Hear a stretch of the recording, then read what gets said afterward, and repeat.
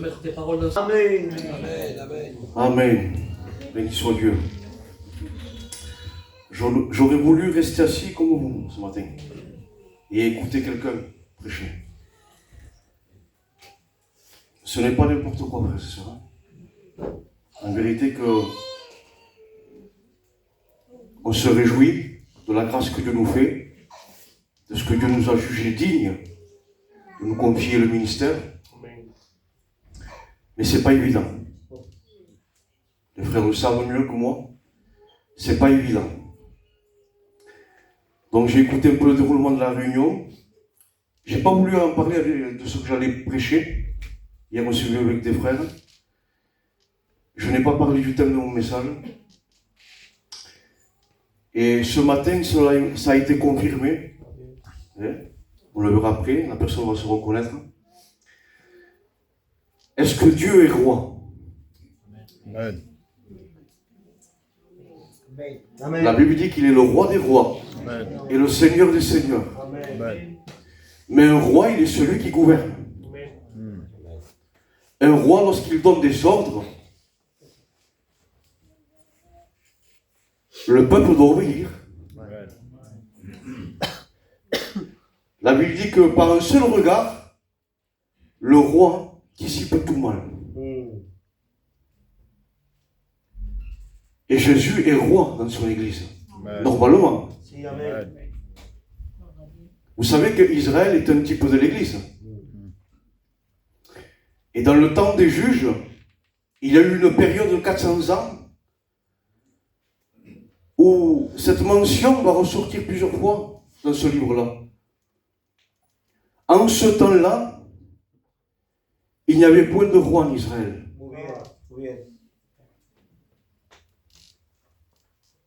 Et à nouveau, en ce temps-là, il n'y avait point de roi en Israël. Et alors quoi, Angelo? Qu'est-ce qui s'est passé? Chacun faisait ce qui lui semblait bon. Quand Jésus n'exerce plus sa royauté au milieu de l'église, chacun trouve bon de faire ce qui lui plaît. Alors que la Bible dira que Dieu a placé chaque membre dans le corps comme lui l'a trouvé bon. Amen. C'est-à-dire qu'un membre doit respecter celui qui l'a créé. Le corps c'est nous, mais la tête c'est lui. Amen. Lui il est le chef. Et il a son mot à dire sur chacune de nos vies, sur son église. Amen. Si Jésus n'a plus rien à dire dans son église, il peut partir. Mais nous, on veut qu'il reste au milieu de nous. Amen. Amen. Amen. On veut que lui se sente bien au milieu de nous. Amen. Il est digne d'être respecté. Il est digne qu'on lui obéisse, Amen. qu'on se soumette à lui. Amen. Amen. Paul va dire, il faut qu'il règne. Jésus va prier son Père, il va dire, que ton règne vienne et que ta volonté soit faite sur la terre comme au ciel. C'est-à-dire que l'Église va s'adapter à ce qui est convenable au ciel. Amen. Et pour être convenable au ciel, on doit s'adapter avec les Écritures. Amen. Amen. Écoutez ce que Job va dire. J'ai fait plier ma volonté aux paroles de sa bouche. L'Église doit faire plier sa volonté aux paroles de sa bouche. Amen. Une Église qui ne plie pas devant sa parole, elle a besoin de se repentir. Amen. Amen. Amen. Amen. Ça va être brouillon un peu ce matin, mais peu importe. Hein. J'ai dit que j'en parlerai, je vais le dire ce matin. Il y a une certaine expression au milieu de nous qui se dit, hein, les frères ne vont pas le prendre mal, hein, on en parlait même avec Pali ce matin, on se donne des noms aujourd'hui. On se donne des noms de machines. Ça fait rire, on va rigoler. Mais nous ne sommes pas des machines, frères et sœurs. Une machine peut tomber en panne du jour au lendemain. Un jour, deux hommes ils venaient de sortir un train, jamais ça avait existé, et un train était apparu. Voilà. Et puis l'homme va regarder, il va dire quelle belle machine. Hein. Et l'autre, il va lui répondre, tant qu'elle demeure sur les rails, elle est bonne. Et après, il y a une autre expression aussi qui se dit, et Patrick il va rigoler, tu es une bombe. Mais mettez une bombe dans une grande surface. Ça peut faire de gros dégâts. Une bombe peut exploser d'un moment à l'autre. Qu'il n'y ait pas de machine ni de bombe au milieu de nous. Amen. Amen. La Bible dira qu'on nous regarde comme des serviteurs de Dieu. Amen. Et un serviteur de Dieu doit rapporter fidèlement ce qu'il a entendu dans nous. Amen. Amen. Amen. Béni soit Dieu. Gloire à Dieu. Béni soit Dieu. Gloire à Dieu. J'aimerais parler sur l'orgueil ce matin. J'ai eu à peu près 15 jours pour me le placer devant Dieu. J'avais deux pensées. Et on n'essaye pas d'apporter ce que l'on veut. On apporte ce que lui veut. Amen. Donc même, moi je me suis vu le premier. Hein, le message il est pour moi premièrement. Amen. Et pour l'Église et pour les serviteurs de Dieu aussi. Amen. Amen. J'ai marqué, qu'est-ce qu'un orgueilleux? C'est bien de le savoir. Vous voulez le savoir? Amen. C'est quelqu'un qui met de côté la volonté de Dieu pour établir la sienne. On va y aller doucement, hein, pour que ça rentre bien. C'est quelqu'un qui met de côté la volonté de Dieu pour établir la sienne. C'est quelqu'un qui se soumet à la volonté de Dieu. Hein? Comment un orgueilleux se soumet à la volonté de Dieu? Attendez. C'est quelqu'un qui se soumet à la volonté de Dieu quand ça l'arrange. Mais qui lui résiste quand ça le dérange. Vous êtes d'accord avec ça? Amen. Amen. Quand ça lui convient, il se soumet. Mais quand ça ne lui convient plus, il lui résiste. Or, l'Église doit plier devant Dieu, doit se soumettre devant son Dieu. Quand ça lui plaît et quand ça ne lui plaît pas aussi. Amen. Amen. C'est quelqu'un qui recherche ses propres intérêts et non ceux de Dieu.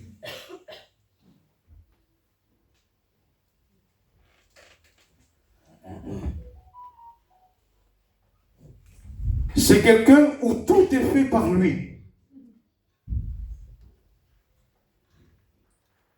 Pour lui et en lui. Alors que la Bible dira, tout a été créé par lui, pour lui et en lui. Mais l'orgueilleux, il fait tout par lui. J'ai marqué par sa volonté en lui. Il fait tout pour lui, pour sa propre satisfaction.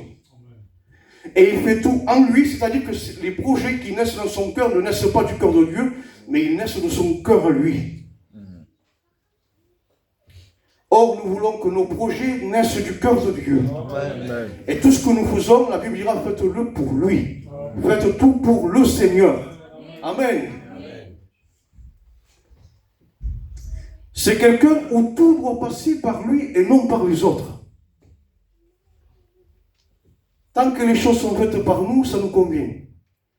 Mais dès que c'est quelqu'un d'autre qui les fait, ça nous dérange. C'est de l'orgueil, ça, mon frère et ma soeur. Peu importe, si Dieu peut se servir d'un frère pour arracher quelqu'un, et non par toi, et alors? Amen. Amen. Pourvu que la personne soit sauvée. Amen. Amen. Amen. Peu importe la bouée. C'est quelqu'un qui fait tout pour être vu.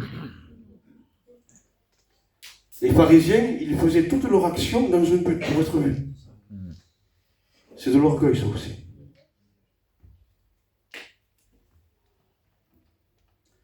L'orgueil nous pousse à des actes de folie. C'est biblique ce que je dis. Hein. J'ai les textes à l'appui. Hein. Amen. Si vous voulez les références, vous venez. Je vous les donnerai. l'orgueil nous amène à nous égarer. Il y a un texte qui dira, l'orgueil de ton cœur t'a égaré.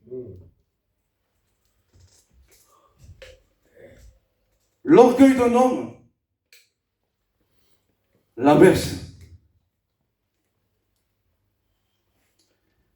L'orgueil précède la chute. Et on va y rentrer maintenant. Hein? Avant la ruine, le cœur s'élève. C'est-à-dire que rien ne s'est vu extérieurement. Tout s'est produit à l'intérieur. La ruine que nous voyons visiblement vient de ce qui se passe à l'intérieur, premièrement. Qu'est-ce qui s'est passé? Un cœur élevé a produit la chute et la ruine.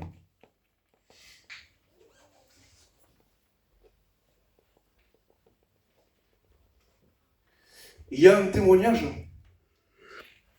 d'un pasteur ancien. Écoutez bien ce témoignage. C'était un frère qui avait beaucoup de résultats. Dieu se servait beaucoup de lui. Et certainement que ce frère a commencé à prendre de l'orgueil. Alors que lorsque Dieu nous utilise, on devrait se cacher, frères et sœurs. Et lui rendre à lui toute la gloire. Amen. Quand Dieu t'utilise, cache-toi et donne la gloire à Dieu. Amen. Amen. Et ce frère-là, du jour au lendemain, il va tomber dans une dépression. Et il ne va plus reconnaître ses enfants ni sa femme. Et il va rentrer dans un hôpital psychiatrique. Il avait perdu complètement la raison. Et au bout de 2 ans, la raison lui revient. Et puis le docteur rentre dans la chambre et lui dit, mais docteur, qu'est-ce que je fais là? Écoutez la réponse du docteur. Ce n'est pas une réponse qui vient d'un homme, ça. Docteur, qu'est-ce que je fais ici? Le docteur répond, c'est votre orgueil qui vous a amené ici. Ça, ce n'est pas une parole d'en bas. C'est une parole qui est venue d'en haut. C'est votre orgueil qui vous a amené ici. Et l'orgueil peut nous amener très loin de Dieu, frères et sœurs. Ésaïe 14, Ézéchiel 28. Il est parlé de Lucifer. Écoutez ce qu'il dit. Hein. Tu étais un chérubin protecteur. Tu as été intègre dans tes voies. Depuis le jour où tu as été créé. Jusqu'au jour où l'iniquité s'est trouvée chez toi. Qu'est-ce qui s'est passé? Le texte le révèle. Ton cœur s'est élevé. Vous voyez, avant la ruine, le cœur s'élève. Ton cœur s'est élevé. Tu disais en ton cœur, mais le Seigneur l'a révélé ça. Parce que Dieu voit tout. Amen. Tu disais en ton cœur, je serai semblable au Très-Haut. Résultat, te voilà tombé du ciel, astre brillant, Lucifer. Parce qu'il a voulu une place que Dieu ne lui a pas donnée. Frères et sœurs, laissons Dieu nous placer. Amen. Ne cherchons pas une place, laissons-le lui nous placer. Amen. Il sait mieux faire que nous. Amen. Il y avait un roi aussi.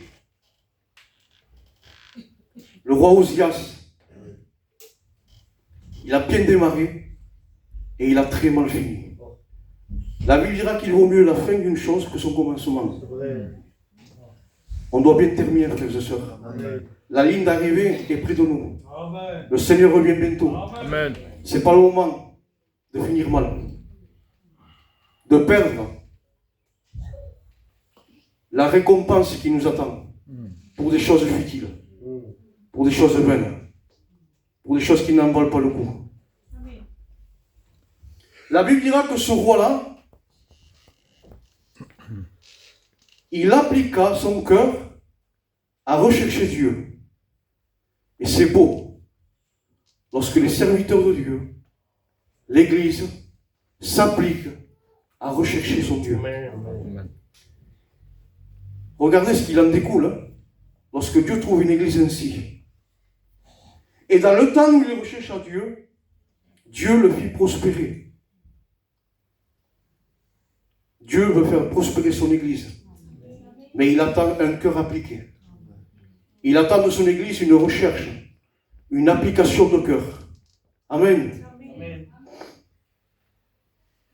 Puis cet homme-là, il va commencer à grandir, à avoir une certaine renommée.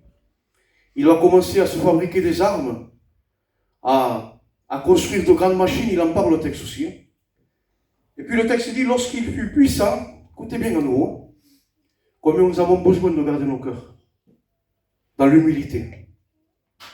Lorsqu'il fut puissant, son cœur s'éleva pour le perdre. À nouveau. Qu'est-ce qui s'est passé pour cet homme? Il pécha contre l'Éternel. Il entra dans le temple pour brûler des parfums sur l'autel des parfums. C'était quelque chose qui n'était pas permis de faire. Ça ne lui appartenait pas, ça revenait au sacrificateur. Vous voyez à nouveau, l'orgueil nous pousse à des actes de folie, à faire des choses que Dieu ne nous demande pas de faire. Cet homme-là a pris une place qui ne lui convenait pas, que Dieu ne lui avait pas donnée. On a besoin de rester à notre place, frères et sœurs. Amen. Amen. Résultat de la vie du roi Ozias. Le roi Ozias fut lépreux jusqu'au jour de sa mort. Il avait très bien commencé, il a très mal fini. Amen. À cause de l'orgueil.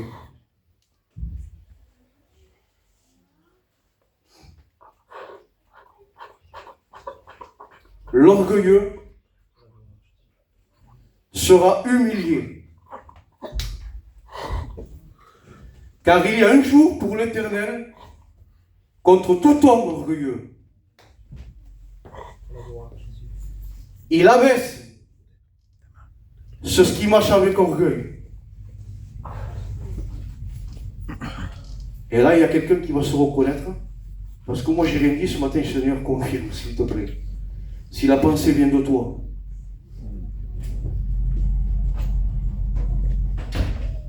L'Éternel punit sévèrement les orgueilleux. L'Éternel renverse la maison des orgueilleux.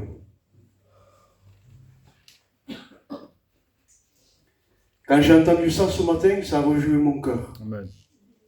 Il y avait toujours la crainte pour annoncer la parole de Dieu, mais de savoir d'être sur la note du Saint-Esprit. Dieu résiste aux orgueilleux, mais il fait grâce aux humbles. Amen. Amen. Une autre version dira Dieu s'oppose aux orgueilleux. Et nous ne voulons pas être de ceux que Dieu s'oppose à nous. Nous voulons nous humilier devant lui. Nous voulons nous humilier sous sa puissante main, comme dira la parole de Dieu. Pour qu'au temps convenable, lui, il nous élève. Amen. La Bible dira que Dieu conduit les humbles. Que c'est beau, Seigneur. Il ne peut pas conduire les orgueilleux. Et je m'adresse à mes frères prédicateurs et moi avec eux. Il ne travaille pas avec les orgueilleux. Si je suis orgueilleux, le Seigneur ne travaillera pas avec moi. Il va me mettre de côté. Il va s'opposer à moi. Par contre, si je suis humble, il va se faire un plaisir de travailler avec moi et avec mes frères. Amen. Il enseigne aux humbles sa voie. Amen. Quand on est humble, Dieu peut se permettre de nous enseigner. Je termine avec ce texte, je termine. Je dis ce que Dieu a mis dans mon cœur. Je sais que ce sont des messages qui ne plaisent pas. Mais on a besoin de les entendre. On a besoin. Lucifer, Satan l'entend ce matin. Faute d'instruction, on peut mourir. Il y a un texte dans les Proverbes qui dit tu mourras faute d'instruction parce que tu ne t'es pas laissé avertir, parce que tu ne t'es pas laissé instruire. Et lui, il a voulu s'élever au-dessus de Dieu. Il en paie les conséquences aujourd'hui. Il a une destination, c'est les temps de feu pour l'éternité. Et pour nous ce matin, s'il y aurait de l'orgueil, il y a un moyen de se repentir. Amen. Nous ne voulons pas gêner Dieu. Mm. Nous ne voulons pas être une opposition à Dieu. Moi, pour ma part, je veux qu'il ait une pleine liberté. Amen. Seigneur, je ne veux pas te gêner. Je ne veux pas m'opposer à toi. Je veux dire comme Job, Seigneur, je veux plier ma volonté aux paroles de ta bouche. Amen. Je veux qu'il prenne toute la place. Écoutez, s'il prend toute la place au sein de l'Église, l'Église va croître. Amen. Elle va prospérer Gloire à d'une Dieu. manière qu'on ne peut pas imaginer. Gloire à Dieu. Amen. Que Dieu soit béni. Amen.